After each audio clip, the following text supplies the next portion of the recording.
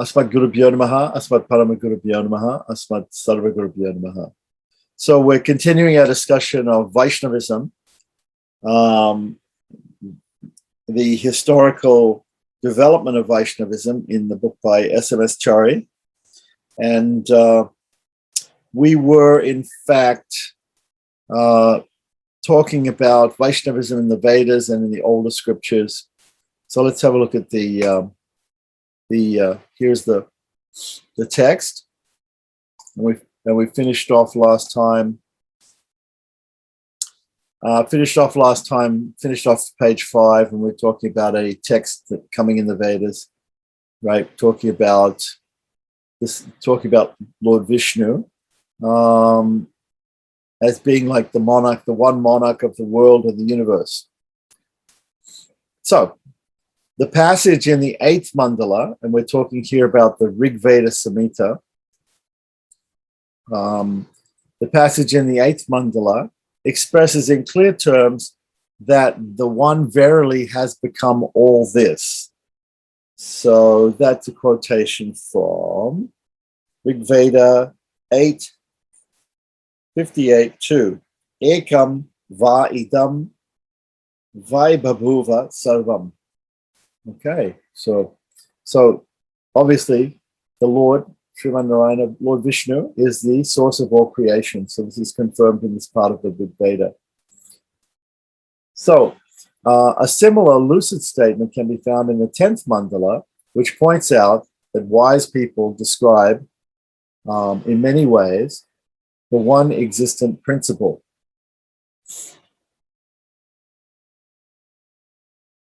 And this quotation is coming from Rigveda 10:114-5. Ekam santam pahuda kalpayanti. See Shayana Bhashya. Ekam santam paramatmanam vachobihi stuti lakshanaihi vachanaihi bahu prakaram kalpayanti kurvanti. Okay, so these are all the quotations from the Rigveda. Okay, and continuing on. In another hymn, it is stated that he who gives names to different deities, is one supreme being. And this is a quotation from Rigveda 10:82-3. Yo deva nam namada eka eva. See also Shayana Bhashya, volume 8, page 205. Okay. So the Rigveda Samhita not only acknowledges the existence of the one ultimate reality in terms such as Sat means the eternal, Eka means the one, right, etc.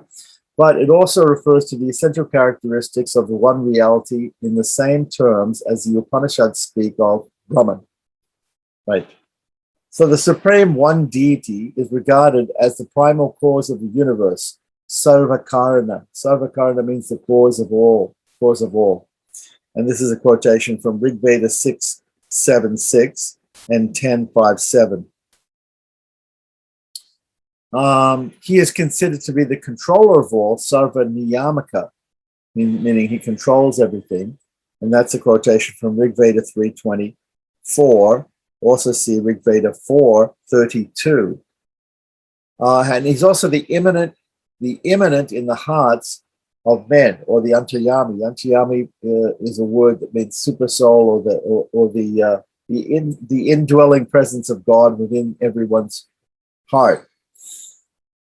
And that's a quotation from Rigveda 6:9-5.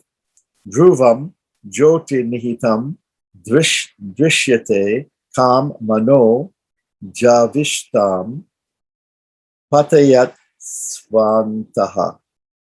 And also Rigveda 6:9-6. Idam jyoti hridaya ahitam yat.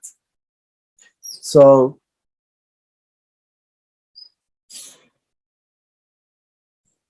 he is described as the ruler of the entire universe. That's a quotation from Rigveda 6:36-4. Eko Vishvasya Bhuvanasya Raja. We already had that one before. described as the ruler of the entire universe. When he was called Raja or Maharaj, that was at the beginning of the page, actually, the same one he's quoting here. And the Lord of both the transcendental as well as the physical universe. So that's quotation from Rigveda 6:19:10. Ikshehi vasya, or yasya could be. Maybe yasya, vasva. Ubayasya Rajan. See also Rigveda 6:22:9. He is referred to as the savior of mankind and giver of immortality. That's Rigveda 6:7:7. Adabdho Gopa Amritasya Rakshita. See also Rigveda 154:5. Sahi Bandhuvita Vishnu o Pade Padame. Right, so that's very very clear. The word Vishnu is actually mentioned there in that quote. We also come across some other important attributes of a supreme being, such as omniscience, sarvagya. Omniscience means knowing everything. Omnipotence, sarvashakta, or sarvashakti, knowing, having all power. Endowed with unsurpassable glory, sarva atishayi, right? Sarvatishayi, and the greatest of all. Though the hymns of the Rigveda are addressed to different deities and are used to invoke them for sacrificial purposes, they do contain philosophical thoughts. The Vedic seers who sang the glory of different deities were fully conscious of one supreme being who is the inner soul of those deities. As already pointed out, this truth has been well brought out by Yaksha and other Vedic commentators. Last time we were talking about different commentators on the Vedas, ancient commentators, who have pointed this out. So, further, according to the principle of interpretation adopted by the author of the Vedanta Sutra, when a prayer is addressed to a specific deity such as Indra or Agni, it is not intended for that particular being, but on the contrary, it is meant for the Paramatman, or the super soul, the supreme being, who is the indweller or Antaratma, the internal indweller, right, of that particular deity, right? So we have to see Vedanta Sutras 1.1.29. In the Kaushika Upanishad 3.1, which is the basis of this Vedanta Sutra, Pratadana is instructed by Indra to meditate on him, who is described as prana, prana meaning the life force or the life air, in order to attain the higher goal. It's being used here as another word, a synonym for Brahman. The question is raised here whether the meditation on Indra as prana means the individual self, the jiva of Indra, or the Paramatman, because Indra, just like any other being within this material world, has got his own soul. He has his own soul, and then there's also the super soul. There's also an indwelling aspect of God called the Paramatman, which accompanies that soul of Indra. So the question is whether which one is being addressed here. So both Ramanuja and Shankara, right, explain that Indra as prana here refers to Brahman, to the supreme Brahman, the supreme personality, who is the indweller of Indra. So it doesn't refer to when Indra is being. So this is the point. So in the Vedanta Sutra, we understand this point.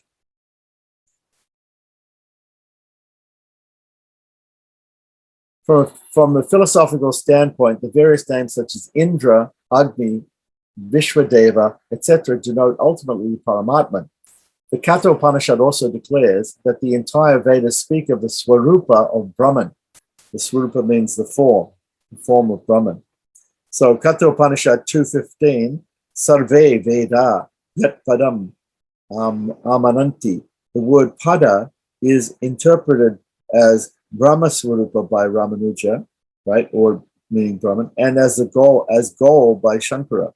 See Bhagavad Gita 15:15. Vedaischa sarve aham eva vedya. So in Bhagavad Gita, Krishna says, by all the Vedas I'm to be known. So in all the Vedas, in all the Vedic hymns, Krishna is to be known. Krishna meaning Sriman Narayana or Vishnu is to be known.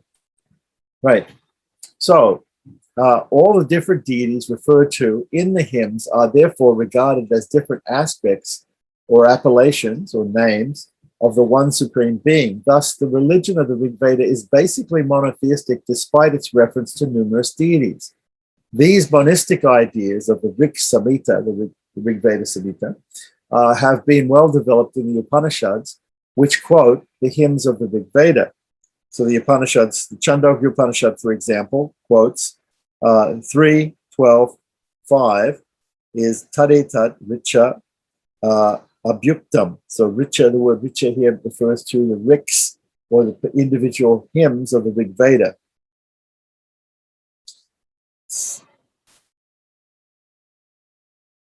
So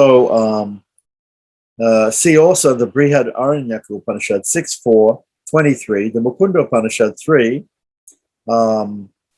it could be Mundaka Upanishad, I'm not sure. 3:2:10, Prashna Upanishad 1:7. Okay, so we can see all of those. Now that we've talked about all the hymns that are addressed to Indra and Agni and the Vishwadevas, and we've understood that the actual meaning is to address the super soul within these beings.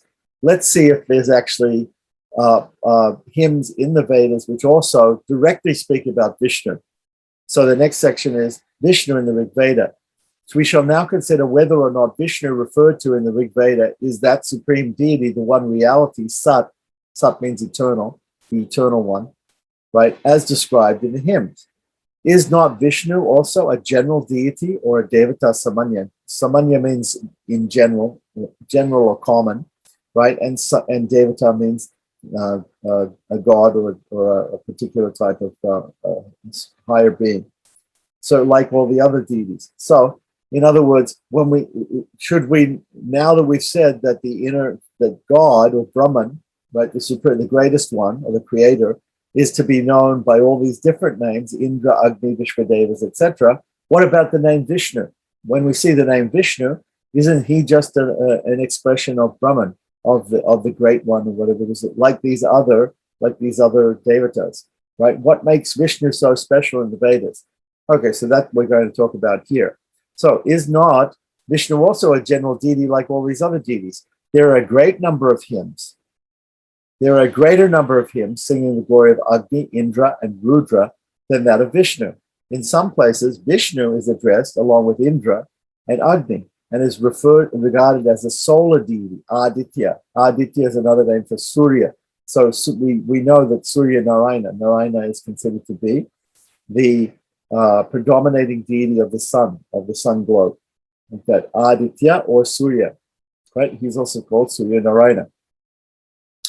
In view of this, some scholars are of the opinion that Vishnu of the Rigveda is one amongst the other deities, and he was raised to the status of the supreme being in the later period by the epics and the Puranas, right? So we can see some Indian scholars have thought this, and he quotes here from R.G. Bhandarkar, a book that he wrote called Vaishnavism, Shaivism, and Minor Religious Systems, which is a sort of a standard book for trying to understand about Hinduism, pages 47 to 48.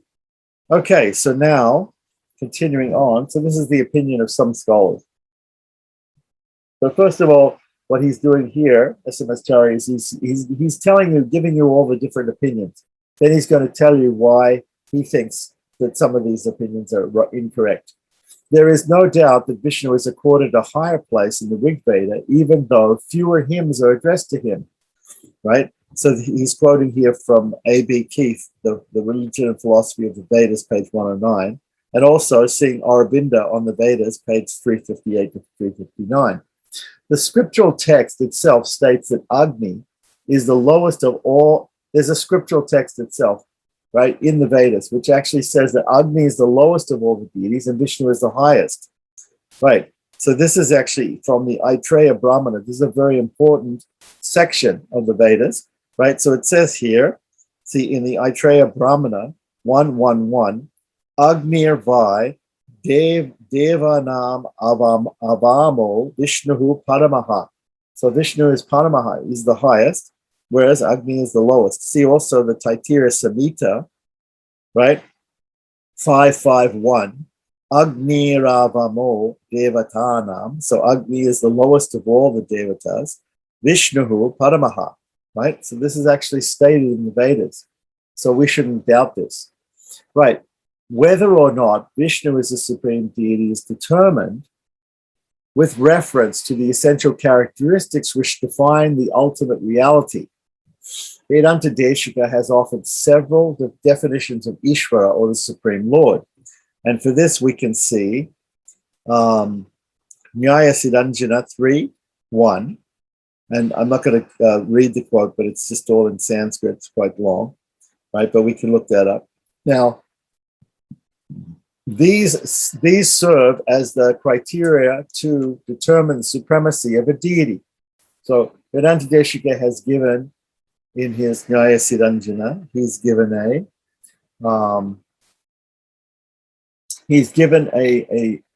a definition of what Ishvara, or what the Supreme Lord, should be. These serve as criteria for determining the supremacy of a deity. From the philosophical standpoint, the important criteria are that a deity which claims the status of supreme being should be all-pervasive, sarva vyapti, should be everywhere, right? Should be pervading everywhere. That it should be immanent in all beings as the inner controller, should also be within everybody as an antaratma, an indwelling presence, and that it should be the ground, or the adhara, or the basis, right, of all that exists in the universe, and that it should be the sovereign, right, as we saw this word Raja and Maharaja were used before in the Rigveda to describe Vishnu, right, should be the sovereign of the entire universe, Sarveshvara, right. If we examine hymns of the Rigveda addressed to different deities, including Vishnu, taking into consideration the interpretations offered by ancient Vedic commentators and exponents of Vedanta, right, we see that Vishnu of the Rigveda qualifies fully to be considered as the supreme being, Ishvara, or God.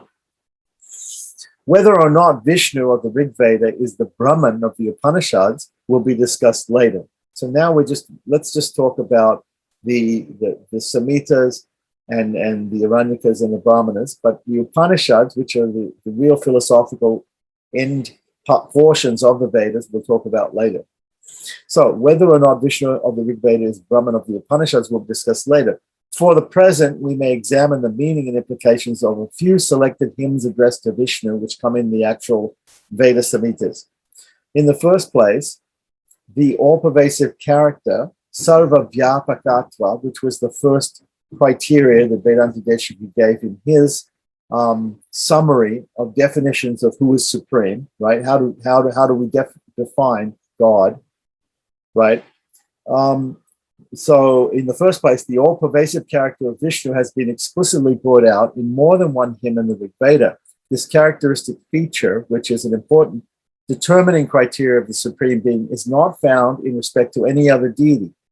Even if it be found implicitly in respect to any other deity, that deity is to be regarded as Vishnu according to the principle adopted by the Vedanta Sutra, right? And that principle we already discussed. Vedanta Sutra 1.123, which is Akashastal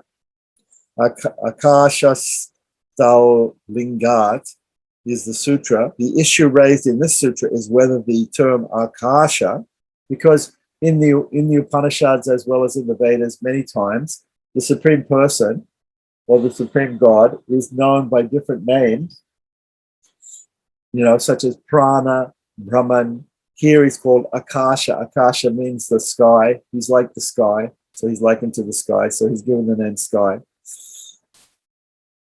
So whether the term Akasha used in the Chandogya Upanishad refers to the physical ether or sky, right, or to Brahman, right. The final view taken up is that it applies to Brahman, the supreme, right, because the descriptive characteristics, such as being the cause of the universe, etc., apply only to Brahman, right.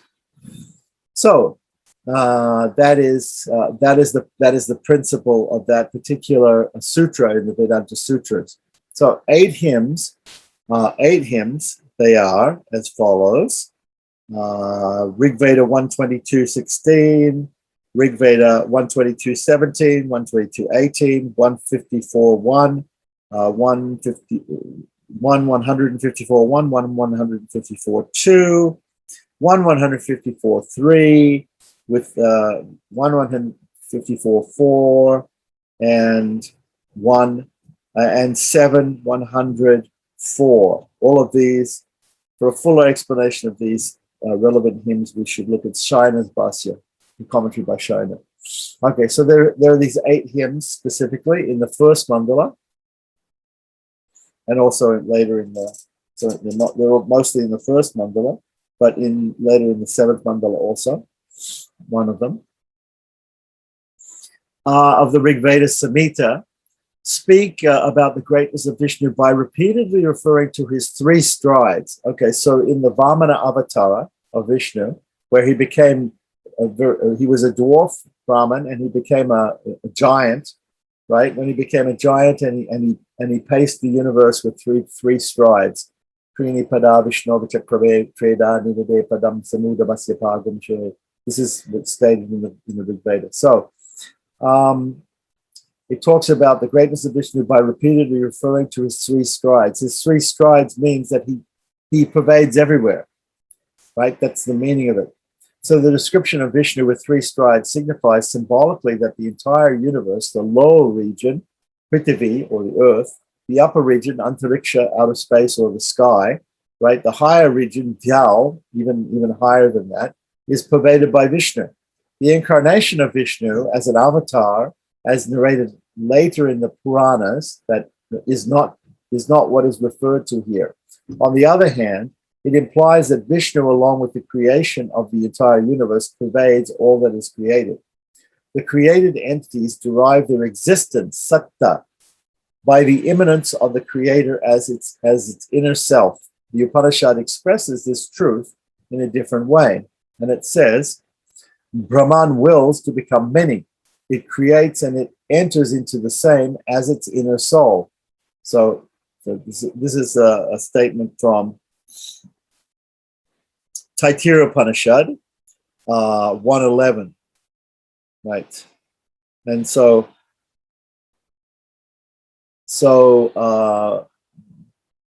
according to the Vedic etymology, Nirukta is a dictionary type of it's a scripture that you can look up, and you can look up the meaning of Vedic words in it, right, or the meaning of any Sanskrit word in it.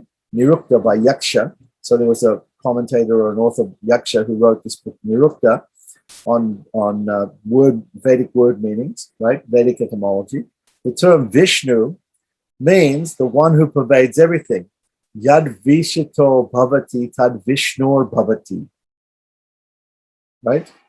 So that's a quotation from Nirukta 12:18. So it is also interpreted as the one who enters into all. Vishnuhu Vishaterva. Vishaterva.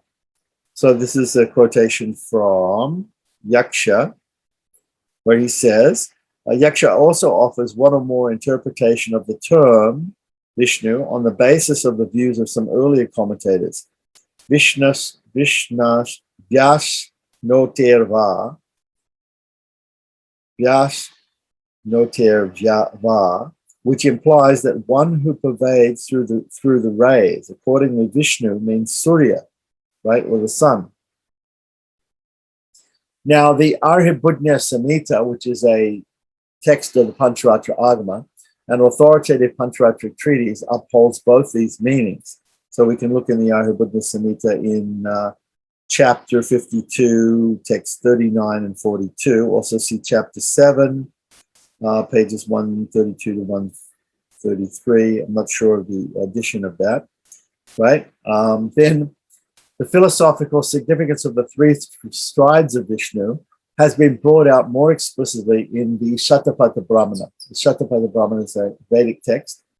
Shatapatha Brahmana 112 and 142. The passage says, Vishnu is the very sacrifice, yajna, right? Yajna by Vishnu. So he measured the entire universe for the sake of divine beings, devatas. The strides are the pervasion of the entire physical earth with the first step, by the upper region or outer space, right, or sky, with the second step, and the heavenly region, divam, with another third step, right, in this case. So we can say, or yeah. So some ancient commentators on the Vedas and also a few Western scholars have taken the view that Vishnu is the sun god, Surya, and that the three steps represent the rising sun in the early morning, the sun at noon, and the sun in the evening. The three steps are also interpreted as the manifestation of the sun in three forms. First, as Agni, or fire, in the earthly region. Second one, as Vidyut, or lightning, in the sky, in the upper region, Antariksha. And thirdly, in the celestial region, as Divi, as Surya, as the sun. So both the interpretations, though plausible, stand opposed to the correct etymological, right, meaning of the term Vishnu. So we're going to understand the etymology. We're going to understand the actual meaning of the word Vishnu, as explained earlier. It also conflicts with the Rigvedic hymn. So there's a Rigvedic hymn 122.20, which is very famous. Tad Vishnu Parabam Paradam Sarapasya Visureha. Vishnu Yat Paramam Padam, which speaks of an eternal Vishnu Pada, Vishnu Pada, right? Or either in the sense of an abode of Vishnu or of the Swarupa form of Vishnu, right? The sun, or the realm of the sun, Surya Loka, is not eternal. The term Vichakrame, strode, right? So when Idam Vishnu Vichakrame Tredani Padam is the quotation here, right, from Rigveda. The term Vichakrame, strode, or stride, he made a stride, he made a step, right? Used repeatedly in the hymns, along with the word Treda. Treda means three.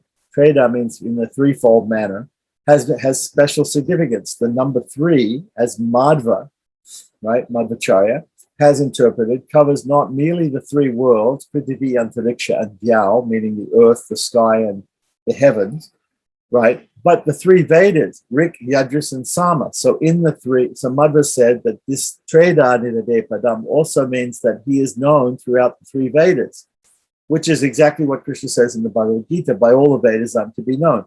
So in some cases, in many cases, we understand the Vedas are divided up into three. Sometimes we say four, but normally the three important ones are Rik, Yajus, and Sama. The eternal time factors, past, present, and future, also can be understood by this word three steps of Vishnu, past, present, and future time.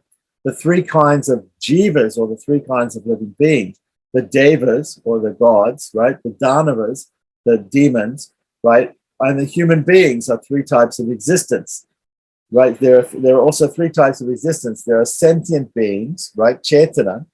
There are non-sentient beings, or matter, right, and there's also mixed ones. I'm not exactly sure what the mixture of a Chetana and Achetana is, but anyway.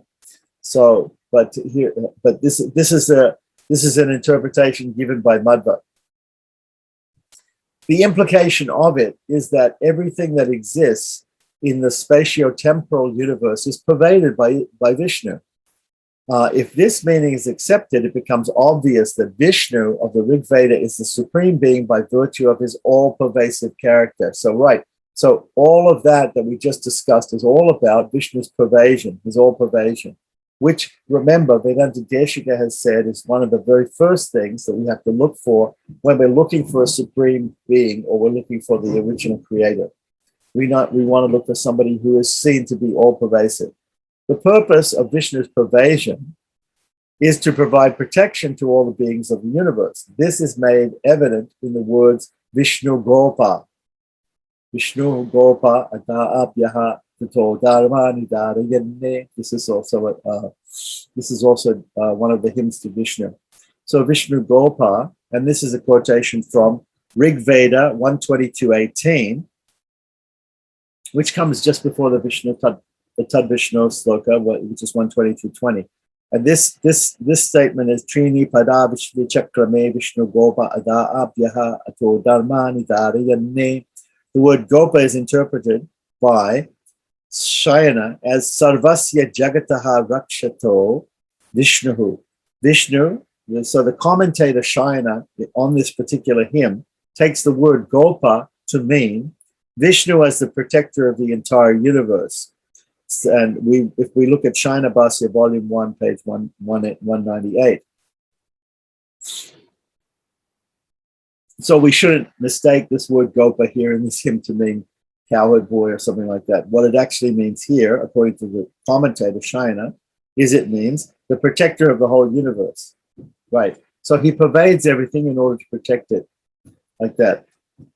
So Gopa means one who is the protector of the universe, and he carries out this function by upholding the Dharma, Dharmani Dharayan, right? Upholding Dharma, right? And this is also stated in the Bhagavad Gita. We know that Krishna says in the Bhagavad Gita, Paritranaya sadhunam vinashaya chidaskritam dharma samsthapanataya sambhavami yuge yuge. He manifests himself in this material world to establish Dharma or religiosity.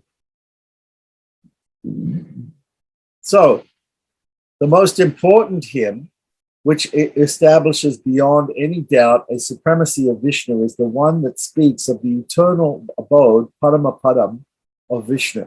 Right? So this is Rigveda 122.20, Vishnu Yat Paramam Padam. The hymn runs as follows: the enlightened seers or suris, right? It says, Diviva Chaksuratitam Pasyanti Surayaha, Pasyanti Surayaha. So Pasyanti we know means they see. Surayaha is the plural of suras. Suras means the enlightened seers or the godly people, right?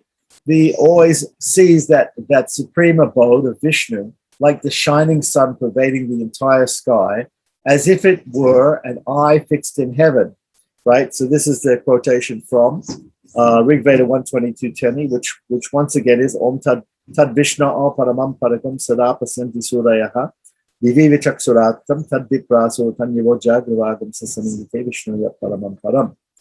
Okay, very important quotation. The word Vishnu in this hymn refers to Parabrahman, the supreme Brahman, right? Because the supreme abode as existent eternally should belong to the supreme being, right? So obviously, if we talk about the eternal supreme abode, right, the highest place, right, that belongs to, that is the home of the original supreme Godhead. So the Suris or seers, as explained by Ramanuja, are the Nitya Suris, right? So in the Sri Vaishnava Sampradaya, those living beings who also are there in that eternal abode, that eternal transcendental abode with God, are called Nitya Suris, eternal seers or eternal godly persons, right? Those individual souls who are eternally free, those who have never had any bondage, unlike the released souls. So in the system of Ramanuja and in the system of many other Vaishnava systems, right, there are three types of souls. There are the bound souls in this material world who are embodied and who are covered by karmas, right?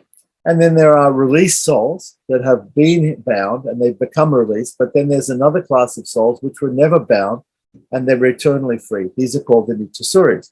They are endowed with perfect knowledge, implying that they are omniscient, right? So even those souls are omniscient. So God is omniscient, and also those eternally freed souls are omniscient, whereas the souls that are eternally bound in this world are covered by ignorance or ajnana or avidya. Right? Only such individuals can have a vision of Vishnu and his eternal abode, right? And that's a quotation from, we can see here, VSA. Page 161. VSA is Vedanta Sangraha of Ramanuja. The edition by S.S. Raghavachar with English translation published by Ramakrishna Ashram 1956, which we have on our shelf. We could check it out. Okay, so that was in the footnote number 45. Right. So now continuing on, the word Paramapada, right, or the supreme place, supreme destination, also means the Swarupa or the nature of Vishnu in the sense that he is to be attained. The bound souls, the ones here in this material world covered by ignorance, right, and all other deities cannot have a direct vision of this abode, right? So that's explained in Vishnu Purana 1955. Right. Now, the Katha Upanishad also refers to Paramapada, right, the supreme abode of Vishnu, and that's a quotation from Katha Upanishad 3.9, which mentions Sodvanaha Paramapnoti Tad Vishnu Paramam Padam. Okay. So now, the Vishnu Purana also reiterates this, and the quotation here is from Vishnu Purana 1.6.39, 1.22.53, and 54. The human eye cannot grasp it because it is a transcendental spiritual entity. It is only through the spiritual knowledge acquired after release from the bondage that it is possible to have the vision of Vishnu's abode. The description of Vishnu as Tridhatu, or one who mixes the three primary elements, Prithvi, Ap, and Tejas. Prithvi means earth, Ap means water, and Tejas means fire, or it can also mean some sort of energy, right? At the time of, so Vishnu is also described as Tridhatu because he's one who mixes the three primary elements at the time of cosmic creation and offers support, the Dhara, to the entire universe, bringing out the supremacy of Vishnu as the sole cause of the universe and as one who, after creating it, sustains it. So, in the previous paragraphs, we talked about the all-pervasiveness of Vishnu. Now we're talking about Vishnu as the creator, as the cause of all causes, as the Sarvakarna, as he mentioned. Right. So, as he sustains it, and this quotation is from Rigveda 154.4, also from the Shaina Bhashya on the same hymn. Now, this is a theory. This is the theory of cosmic creation advanced in the Chandogya Upanishad. Chandogya Upanishad being Aranyaka Upanishads, very early Upanishads, and they're very, very important Upanishads. One of the essential, this is a quotation from Chandogya Upanishad 6.3. One of the essential determining characteristics of Ishvaratwa, right, of godness, right, the word, when we add twa to any word in Sanskrit, it means it can be translated as ness in English. So Ishvaratwa means godliness, right, or supreme lordship, right, is that he should be the ground or the supporter, right, of the entire universe. He should be the substratum, right? He should be the support. He should be the basis. So that is in Sanskrit, the sarva dharanatva, sarva dharatva, the supporter of all, right? So one other hymn, that is Rigveda 155.4, right, states explicitly that Vishnu is the protector of all, the Sarva Rakshaka. So not only is he the pervading everything, but he's the creator, he's supporting everything, and now he's protecting everything by using the term trata, right? Trata. So that is mentioned in that hymn. Also, that he is the Lord in Asya, right? Which implies Lord of everything, Sarvasya Swami. The expansion of the three worlds by his three strides is described as an extraordinary feat of masculine character by using the expression Hom Shyam. Hom Shyam means masculinity. So such an epithet or name is not found in respect to any other devata or any other god mentioned in the Rig Veda, right? So here we're looking at the unique attributes and that are given to Vishnu, and so why we should consider Vishnu to be the actual supreme Brahman, the original creator and pervader of all. Right. The distinguishing characteristic of Vaishnavism is the acceptance of the theory that Vishnu is associated with the goddess Shri or Lakshmi. is the ultimate reality, Shriyapatihi. So he's called the husband of Shri. The root of this doctrine is found in one of the hymns. And so this hymn is Rigveda 1, 156, 2. This is also found in Krishna Yajurveda Brahmana 2, 4, right? This hymn, right? So it is Ya Purvyaya Vedase Naviyase Samajan Janaye Vishnave Dadashati. Okay, is the quotation. Right. The meaning, the meaning of this passage is an individual who surrenders himself to Vishnu, who exists from time immemorial, Purvyaya, who is the creator of the variegated universe, Vedase, right? Who at the same time looks as newly born, Naviyase, and who possesses as his consort the one that delights the entire universe, Sumajanaye, which means Lakshmi, right? Such an individual not only lives an illustrious life in this world, but also reaches the supreme goal. So this is stated in this particular hymn. Again, the hymn is Rigveda 1, 156, 2. Though the name Shri or Lakshmi, right, is not explicitly mentioned by Shayana as the goddess Shri, right? So if we look in Shayana's commentary, he doesn't actually say Shri in his commentary. He does say actually in his commentary Shri Pataya Ityartaha. The meaning is Shri Pataya, right?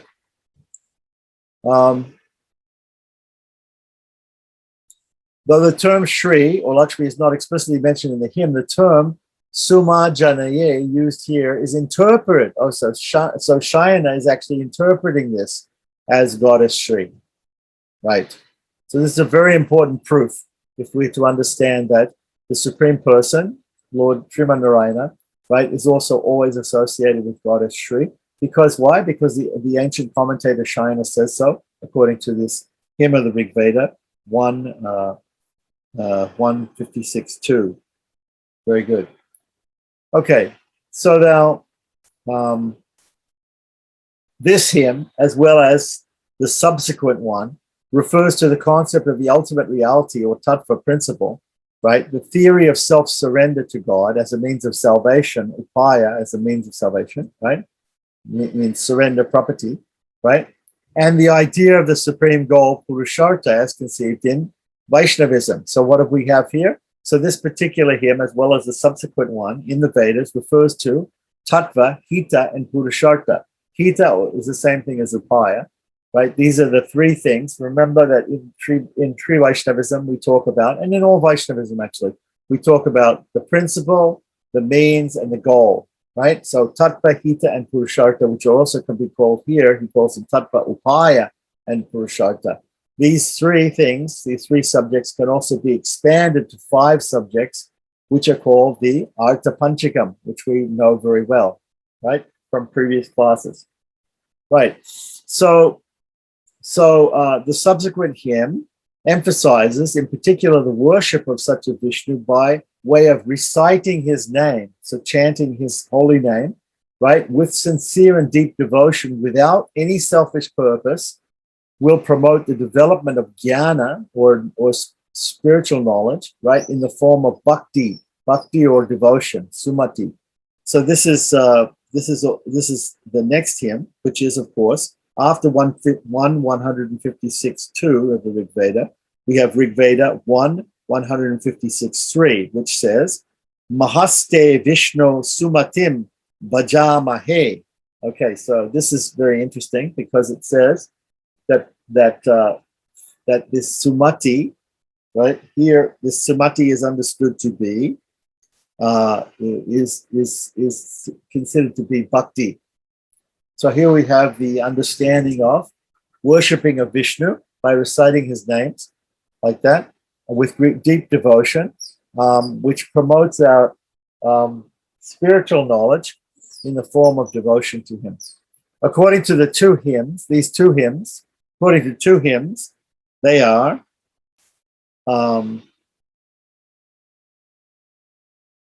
Rigveda 7:99:1 and 7:99:2. Paro matraya tanuva vidana nate mahitvam Vaishnavanti nate Vishnu jayamano najato deva mahimna paramam tamapa, right? According to these two hymns in the seventh mandala, the greatness, Mahima of Vishnu, is immeasurable and inconceivable by anyone, not even by other deities. The word pada used in the hymn implies that Vishnu is the highest of all. This kind of description is not found in respect to any other deity of Rigveda. He is regarded as the benevolent God who bestows not only material prosperity on his devotees, but also the highest Purushartha or goal in the form of the attainment of Paramapada or Sri Vaikuntha, the supreme abode of which he is the Lord. So this is also mentioned in Rigveda 7:9, 7:99:3 and Rigveda 7:100, 105.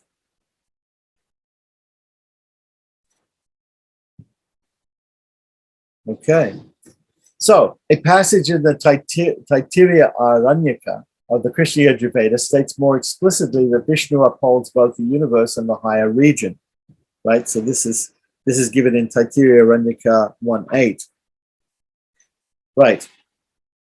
So it further states that he holds them in their respective places, right? He holds the different regions of the universe in their respective places through his power. He alone, Ekaha, one, implying that he is not dependent on any other power, sustains the entire universe, bringing out the fact that he is the Adara or supporter of the universe. And this is also seen in that same section of Taittiriya Aranyaka 1:8.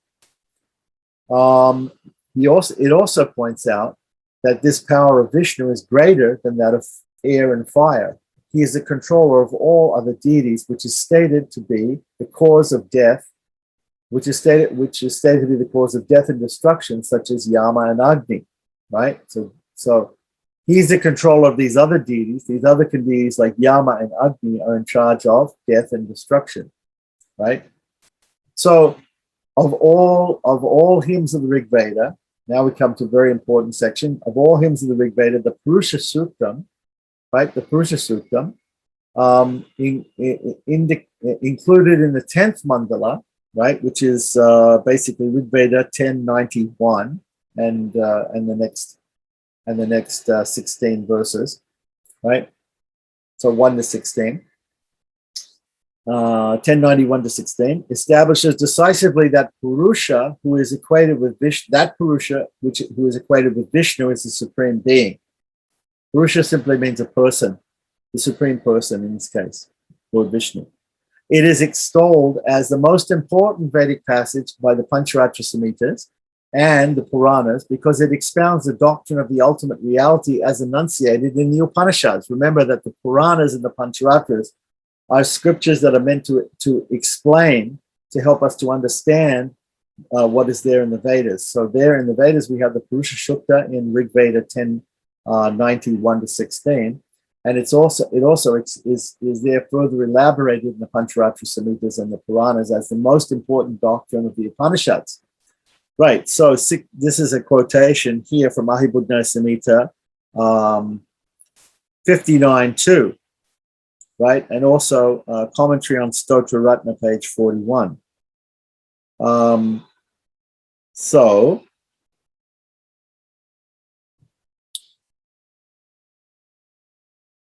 So this Shukta or the Purusa Sukta is found in all the four Vedas, right? So it's not just in the Rig Veda, but it's also in the Yajurveda, the Samaveda, and the Atharva Veda, right? In slightly different forms, and is therefore regarded as a scriptural text of greater authority because it's there in each Veda, right? So we can see that the Mahabharata, this is a quote from Mahabharata 12:365, which says this, which actually says that the Purusha Sukta is, it says, Idam Purusha Suktam hi sarva vedeshu patyate ata shrutibhyaha sarvabhyo balavat samudiritam. So it is a superior, it's a superior part of the Vedas, this Purusa Suktam. It's very, very important. So this passage is recited during worship of God, or the worship of Vishnu, and is used for expiating sins, for getting rid of sins as atonement. Very often we see that when Vaishnavas do sacrifices, or they do pujas or something, that they use this hymn of Purusa Sukta as a type of prayaschitta, or a type of atonement for expiating sins or mistakes that have been committed, and attainment of any desired object, such as wealth, happiness, health, wealth, happiness, and moksha, ultimately moksha or liberation. It is named as Vaishnavi Samhita, right? This Purusa Sukta, and its recitation will secure the grace of Vishnu, right? So Purusa Sukta is a very important hymn. Though there is no mention of Vishnu by name, the term Purusha is interpreted by all the commentators as referring to Vishnu and Narayana. According to the etymological meaning as provided by Vishnu Smriti and Padma Purana, so we are looking at the etymological meaning of Purusha here in the Purusa Sukta. The letter Pu means the abode in the form of the physical body. Pu means the physical body. And the letter Sa means one who dwells in it, one who dwells in the body, right? So of course this could be mistaken to be the individual soul, but it actually means the indwelling presence of God as Paramatman, as super soul within the body. In the Prashna Upanishad, right? The Prashna Upanishad, it states that Purusha, or the one who dwells in the body, Purishayam, Purushaha, right, is the highest being, or Brahman. And that's a quotation from Prashna Upanishad 5:5, where it says, Param Purishayam Purusham Ikshate. Right, the Brihad Aranyaka Upanishad uses the term Purusha in the sense of Brahman. The Subhala Upanishad identifies the term Purusha with Narayana. In the Subhala Upanishad 6, it doesn't give the actual verse here, but in the 6th section of Subhala Upanishad, Purusha is identified as Narayana. So in all these cases, the word Purusha, from which we see in Purusa Sukta, is identified as Narayana. So not only do the commentators say it, but also there are other Upanishads which mention that. The Shadapada Brahmana, right? The Shadapada Brahmana 13.611 also uses the word Purusha as synonymous with Narayana. And that quotation is Purusho ha Narayano akamayata. Right. So very clearly, we're looking in the Shadapada Brahmana, right? It also mentions that the word Purusha means Narayana.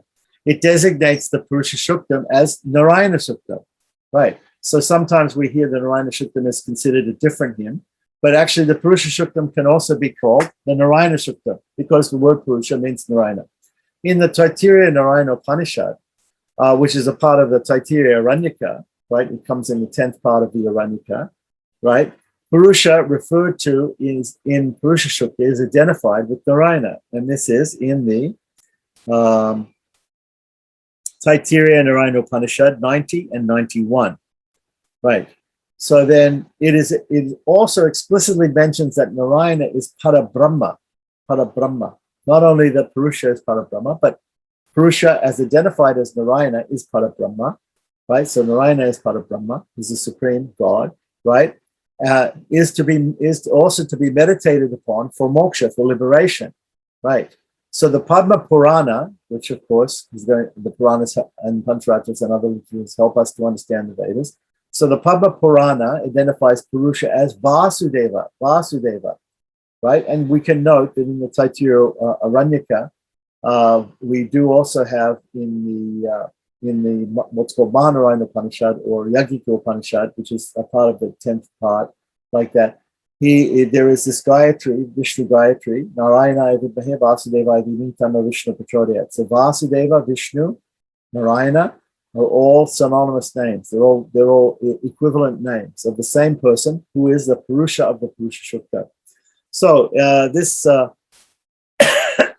this part 67 of Padma Purana, this verse in Padma Purana 67 is Padma Purana 6, 254, 66, which says, Bhagavan iti shabdoyam tata purusha ityapi nirupadi chavartate vartete vasudeve sanatane. Right? So he's identified with Vasudeva, the word Vasudeva. And of course, the word Vasudeva is the original personality of Godhead.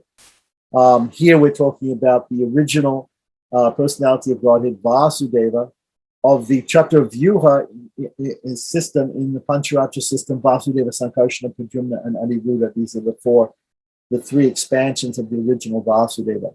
Right? This is not to be confused with the later terminology, Vasudeva, which means the son of Vasudeva, or Lord Krishna. Although Lord Krishna is also, of course, obviously an avatar of Vishnu. According to the Taittiriya Aranyaka, the passage following immediately after Purusa Sukta, which is designated as the Uttara Narayana Anuvaka, sometimes it's called the Uttara Narayana Anuvaka, right, by the Sattvapada Brahmana, mentions that mentions Hri and Lakshmi are the consorts of Purusha. Hri meaning Bhudevi, Lakshmi meaning Sri Devi, right? So that portion is Hrishchate Lakshmi Stepatnyao Aho Hrishchate Lakshmi's Hri and Lakshmi Hrishchate Lakshmi Stepatnyoho. Patnyoho means there's two wives of Vishnu, and they are Hri and Shri. Hri and Lakshmi. Rishate Lakshmi Stapatnya. Right, so that's mentioned in Purusa Sukta Yajurveda Recension 2.6. Rishate Lakshmi Stapatnya. Right. So then, the explicit mention of goddess Lakshmi, so referred to in the original form of the Purusa Sukta. So, okay, so what have we said here? We've said that the Purusa Sukta, the word Purusa means Lord Narayana Vasudeva. Right, it means the Supreme Personality of Godhead, Vishnu, the original creator of all, and okay, the Supreme Godhead, right? So then it has extended, that hymn is extended to a section called the Uttara Narayana Anuvaka, right? And there's a section which is its extension. After the 16 verses, there's another extension, which goes up to this Hrishtate Lakshmi Stipatnyo, right, section, right, and which mentions, if just in case one didn't understand that Purusha actually meant Sriman Narayana in the Purusa Sukta, when we see the second section of Purusa Sukta, which says specifically that this deity Purusha has got two wives, Hri and Lakshmi. So therefore, the goddess of the earth and the goddess of fortune, Lakshmi, Sri Devi, Bhudevi and Sri Devi are married to Lord Vishnu. They're the consorts of Lord Vishnu. So that's, or Sriman Narayana. So that's another reason to understand Narayana as being the meaning of the word Purusha in Purusa Sukta. Okay, so the explicit mention of the goddess Lakshmi and Buddha's consorts rules out the possibility of taking the Purusha of the Purusa Sukta as any other deity, such as Chaturmukha Brahma, right, like Brahma, right, Vishvakarma, or Prajapati, right? So anybody who tells you that Purusa Sukta doesn't mean Vishnu, they're wrong for all these different reasons, and thereby establishing the fundamental tenet of Vaishnavism that Shriyapatihi, or the husband of Lakshmi, right, or Vishnu, is associated with Shri as the supreme deity, right? So this is a very important proof. This is also found in Tattva Mukta Kalapa of Vedanta Deshika 3.8, right, which is a polemic text explaining Vaishnavism, doctrines of Vaishnavism. So this is a very basic doctrine of Vaishnavism. The Purusa Sukta of the Rigveda covers briefly the fundamental concepts of Vaishnavism, that Vishnu or Narayana is the supreme deity, the Paratattva, the supreme principle. He is both immanent and transcendent. He is the creator of the universe, and he is the sole object of meditation, upasana. Upasana means meditation. It can also mean sadhana, or it can mean any type of worship that we perform for the Lord. But in this case, he's translating it as meditation, upasana, right? For attaining moksha. Upasana is a method for attaining moksha. Famously, in the Upanishads, there are 32 or 33, usually 32 paths, different types of meditation that are prescribed, 32 different types of meditation that are prescribed for moksha, right? One of them is the Gayatri meditation. One of them is the Nyasa Vidya. These are all called Upanishadic Vidyas or knowledges, methods of attaining knowledge and attaining moksha, right? So one of them is called property. One of them is called Nyasa Vidya, that is described as property or surrender to the Lord. There is another important passage in the Rigveda known as Sri Sukta, which comes at the end of the 5th mandala as an appendix. So the Rigveda has got 10 divisions, 10 mandalas, right? The 5th mandala, the different mandalas, they also have these additional sections called appendices. They're also called Kila Suktas or Kila sections, right? So Suktas means a hymn, so Kila hymns, right? Appendix hymns.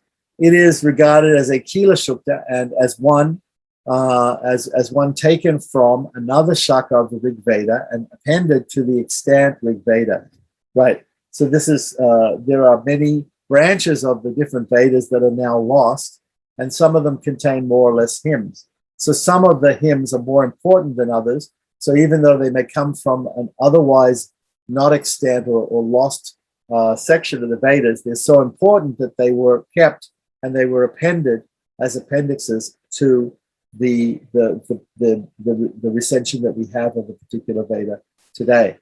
This sukta comprises 15 hymns, right? 15 verses, speak of the greatness of Goddess Sri or Lakshmi, referred to in the latter part of the Purusa Sukta as the consort of Vishnu, right? Remember, Hristite Lakshmi Stipatnyo. It is held in high esteem as a Vedic passage, and there are several commentaries on it written by ancient Vedic scholars. The Lakshmi Tantra, which is a Pancharatra Agama Samhita, right? A Pancharatric treatise, has offered detailed interpretation of every hymn, meaning every part of the Sri Suktam. The important statement to be noted for our purpose is that it describes Sri or Lakshmi as Ishvari, right? Ishvari Gum Sarvabhutanam, right? So she is called Ishvari, or the sovereign of all beings, divine as well as human. Ishvari Gum Sarvabhutanam.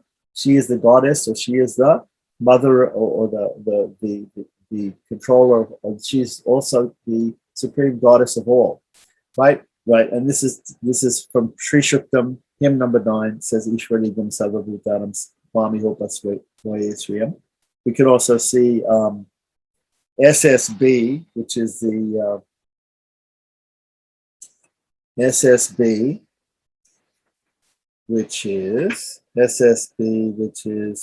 Sri Shukta Bhashya by Nanjir, right? In the edition of Srinivas Raghavan of Pudukkottai, 1937. Okay, so he's also quoting from that.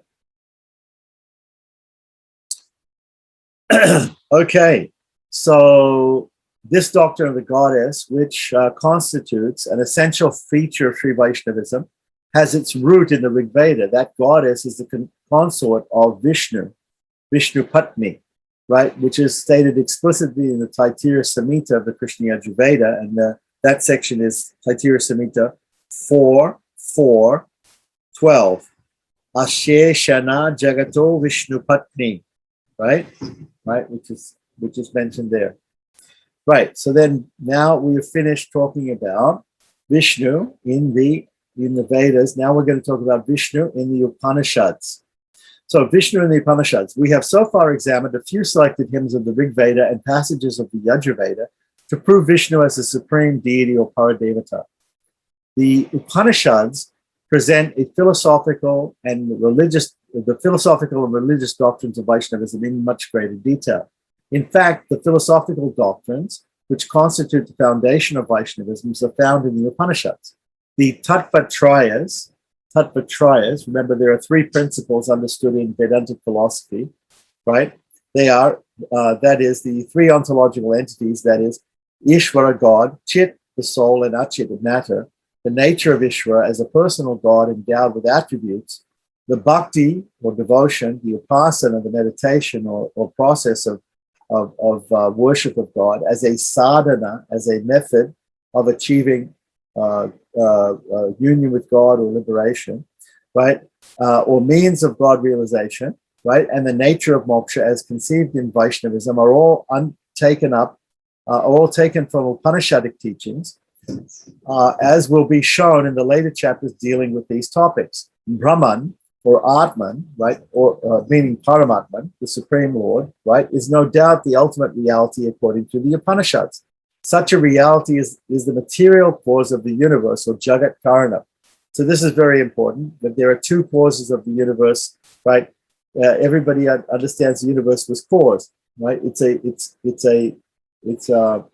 effect which comes out of a cause. Okay, so there are two types of cause. There are what we call the nimitta karana, the upadana karana. So in terms of an analogy, there's a potter who makes a pot out of a lump of clay. So a potter makes a pot out of a lump of clay. The pot is made, fashioned. Here's the active principle of creation is done by the potter, but the means by which he creates the actual substance out of which he creates the pot is the piece of clay. So in this case, the clay is the potter is the efficient cause, and the clay is the material cause, the material out which the efficient cause uses to make the pot. Right. In the case of the material universe, God is both the nimitta and the upadana karana. He is both the efficient and the material cause of the universe. So here he's just saying that the reality is that such a reality, the supreme Brahman or Sriman Narayana, is actually creates out of himself, right, the universe, right? So he is the material cause as well as the efficient cause of the universe. The term Vishnu is not frequently used in the Upanishads except in a few places. The Katha Upanishad, while speaking of spiritual discipline, refers to Vishnu's Paramapadam, Sri Vaikuntham, spiritual world, as the goal of the aspirant, right? So this is from Katha Upanishad 3.9, where it talks about, it says, Sodvanaha paramapnoti tad Vishno paramam padam, right? So it mentions the Paramapada, or the eternal abode of Lord Vishnu. The Vishnu Pada in this text is interpreted as the Swarupa, or the actual form of the Supreme Being, Paramatma Swarupa. It may also be taken to be the abode of Vishnu referred to in the Rigveda, and again in the Rigveda, that is a quotation here he gives from Rangaramanuja's commentary on the Upanishads, published by Uttama Veer Raghavacharya in Madras. Right, page 100. Okay, so the Subala Upanishad uses the expression Narayana as the sole reality existing prior to creation. And that's a commentary from the Subala Upanishad 6.1. It also mentions the supreme abode of Vishnu as the goal to be achieved, reiterating what is said in the Rigvedic hymn. Right, the Mahopanishad, Maha Upanishad, or the Mahopanishad, right, which is accepted as the authoritative Upanishad by Ramanuja and also by Yadava Prakash, an earlier commentator on Vedanta Sutra. So Yadava Prakash was the original Gurukul teacher of Ramanuja, who he left after a slight disagreement on doctrine, right? A disagreement on doctrine that he had with Yadava Prakash. Yadava Prakash was a Beda Bedin. He was actually a teacher of Beda Beda, right? The philosophy of Beda Beda. And Ramanuja later on propounded his philosophy of Vishishtadvaita, right? Vedanta. So Yadava Prakash is an earlier commentator on Vedanta Sutra. Specifically states that in the beginning, prior to creation, only Narayana existed. So there was neither Brahma, nor Rudra, nor Agni, nor the earth, nor heaven. So this is actually comes in Narayana Mahopanishad. This is a very important pramanam. It says, Eko Havai Narayana Asit. Asit. Narayana was there, right? Was there. Only one. Eko. So, na Brahma, na Eshana, no Ishana, no Shiva, na Apo, na Agni, no Somao. So no Agni, no moon, no fire, right? Name Dyava Prithvi. No, so also not the heavens, also not the earth. Nothing was there. Only Vishnu was there. And that's stated in the Maha-Upanishad.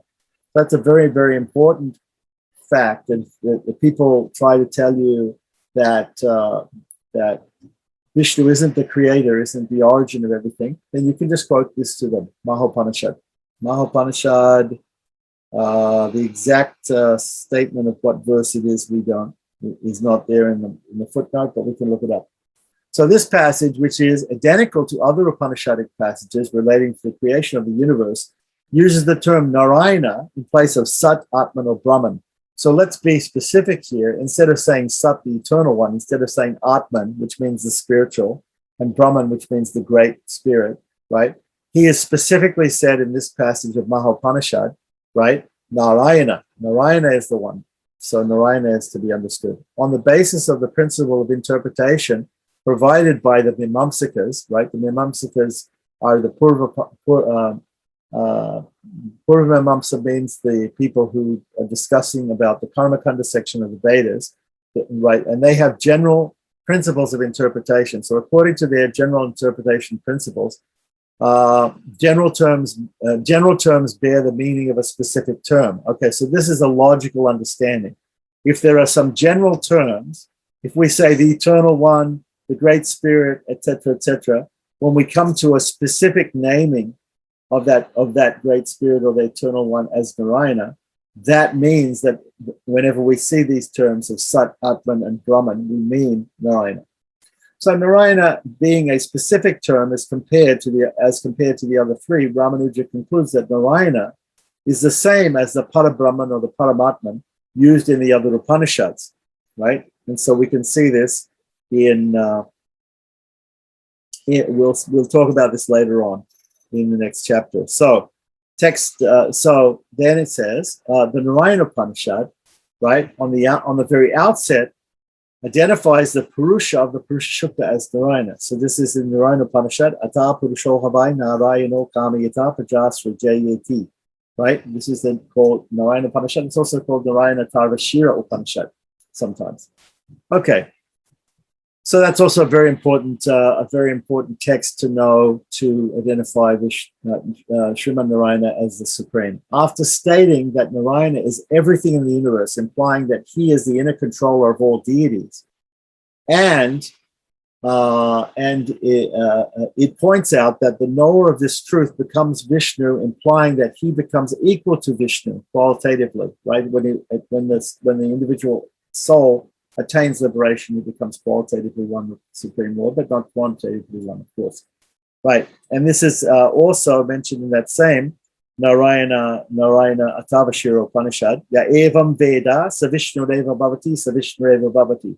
He verily becomes like Vishnu. He becomes like Vishnu. Right? So all of the explanations of moksha or liberation explain that there are certain things that we attain, godliness at the time of attaining liberation. We become like God in many ways, but not in quantity, not in greatness. We are unable to create universes, but we are here servant of God, but we become godly. We become godly in our qualities, completely pure and godly in our qualities. So even if the authenticity of these Upanishads is questionable, right? So some people may question, some scholars may question the Maha-Upanishad or even the Narayana Atavashira Upanishad, etc., right? They may say these are sectarian scriptures, right? But actually they do come as part of the 108 mainly accepted Upanishads. There's another Upanishad called Moksha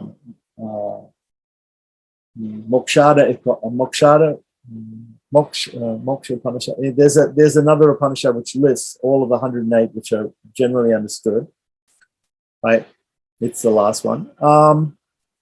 So anyway, even if the authenticity of these Upanishads is questionable, as some critics maintain, so some people don't accept these Upanishads as being non-sectarian or being original, right? The issue whether or not Vishnu or Narayana is the Parabrahman or the Supreme Brahman is settled by the Taittiriya Narayana Upanishad, which certainly is part of the Taittiriya Aranyaka, right?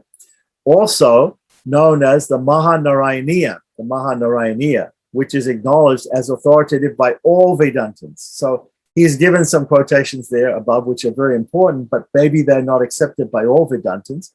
But certainly all Vedantins accept the Taittiriya Aranyaka, which is the Mahanarayana or the Mahanarayana Upanishad, which is authoritative. So in that Mahanarayana Upanishad, it says, though Shankara has not written a commentary on Taittiriya Narayana Upanishad, it is accepted as an authoritative Upanishad by his followers.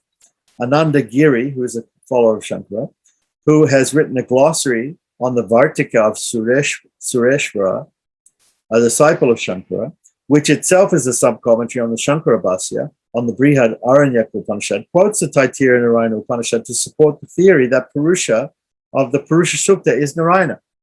So, Ananda Giri, Sureshwacharya, who was a direct disciple of Shankara, right? Shankara had 4 disciples, Padmapada, Totakacharya, and Sureshwacharya, and Totakacharya, Padmapada, Sureshwacharya, and Hastamalaka, right? These were his four main disciples, right? So Sureshwacharya, he wrote this commentary, and Ananda Giri also wrote a sub-commentary on that. So they both mentioned that Purusa in the Purusa Sukta is Narayana. Right, so this is accepted by all Vedantins, right?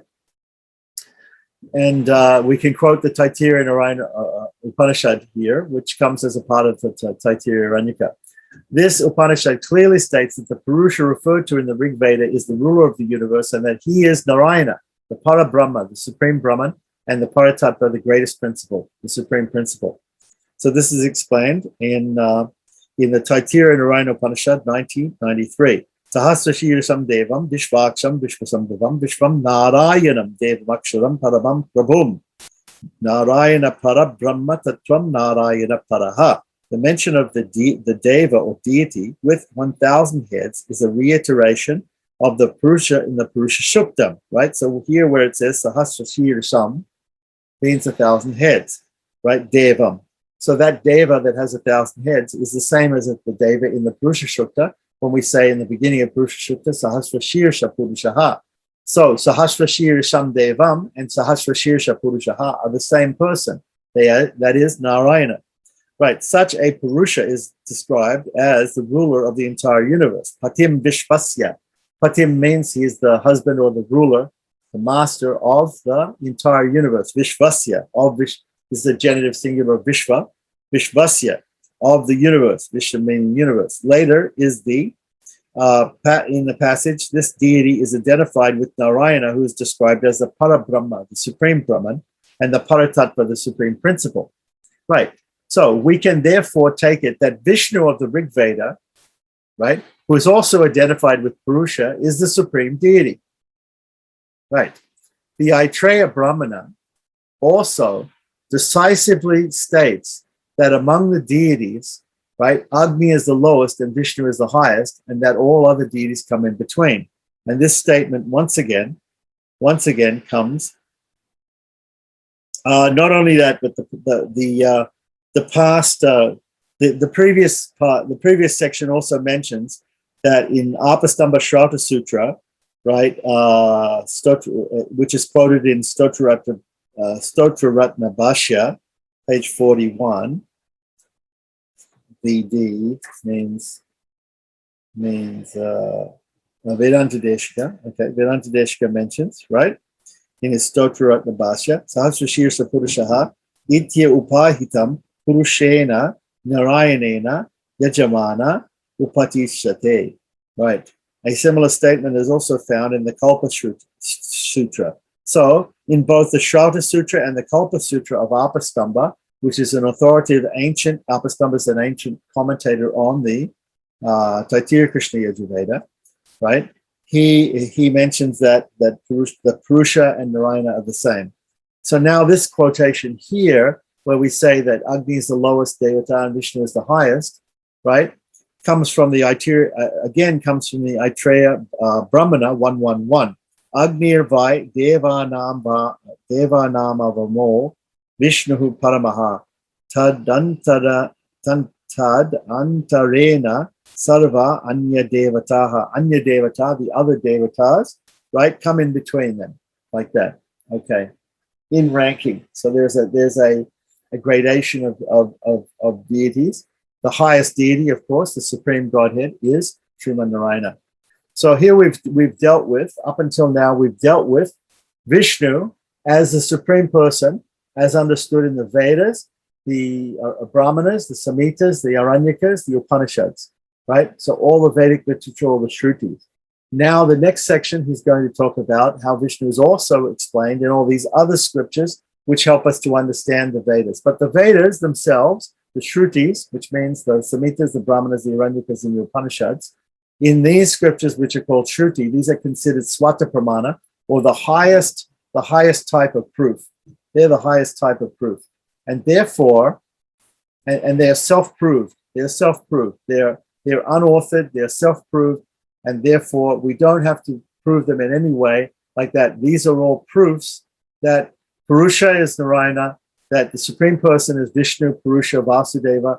They're all synonyms for the same person, and that person is the Supreme Godhead, and that Vaishnavism is based on this, and Vaishnavism is therefore, in a sense, a monotheistic religion which worships only one deity and one deity alone, and that there are not thousands and millions of gods, but only one, which is understood as Sriman Narayana, the husband of the goddess Shri and the goddess Bhu of the earth and of prosperity, right? And that he lives in the Paramapada, in the highest place, and that he sustains and supports and pervades this entire universe, and he's the protector of all. So we understood all of those things from the Vedas themselves. So these cannot be questioned, these proofs, because they're coming from the Vedas. They're self-proof proof. So if anybody doubts this, if anybody says that there's another God which is not Vishnu, which is not Narayana, which is separate from that, we can simply quote all these things from the Vedas to them. If they're followers of the Vedas in any way, shape, or form, if they accept the Vedas as Swata Pramana, as proof, then they have to accept what we say. Next sections we'll be talking about other scriptures that support this contention, that support the Vedas, right? That explain further the meaning of the Vedas, the Upanishads, the Samhitas, the Aranyakas, all the different Shrutis, like that. We'll be discussing that. But this is the very basis of Vaishnavism as a Vedic religion, as a religion based in the Vedas, with the principles of the Vedas, which is truly Vedic, and which is unmistakably understood that to be a monotheistic religion of the worship of the highest God, the original Supreme Personality of God, Sriman Narayana. Om Namo Narayanaya. Om Namo Narayanaya.